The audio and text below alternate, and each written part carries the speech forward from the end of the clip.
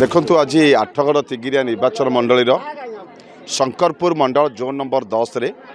जन आक्रोश महिला समावेश अनुष्ठित होती। आपण मैंने देखिथे ये शह शह माँ मैंने यही जन आक्रोश महिला समावेश योगदान देती। विशेषकर मुझे कहवाक चाहे यशस्वी प्रधानमंत्री नरेंद्र मोदी पार्लियामेंट रे जो बिल आनी महिला मानक 33% जोटा कि महिला मानक स्वाभिमान करने महिला मानक सशक्त करने विशेषकर राजनीति क्षेत्र में माँ मानक बा महिला मानक प्राधान्य देवाई चाहे विधायक हूँ बा सांसद हो पारे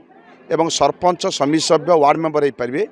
से सीट्रे 33% संरक्षण बिल आगत करते किंतु इंडिमेंट विशेषकर आम ओडिशा रे अछंती बिजु जनता दल कांग्रेस या तीव्र विरोध करते जे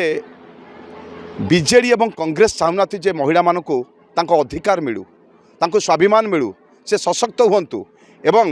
राजनीति क्षेत्र में से 33% प्राधान्य दिया बोली ये चाहूना। तो सही परिप्रेक्षी आज आम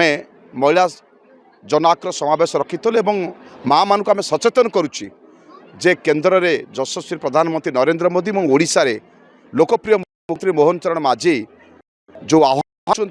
माँ मानक सशक्त करने माँ समृद्ध करने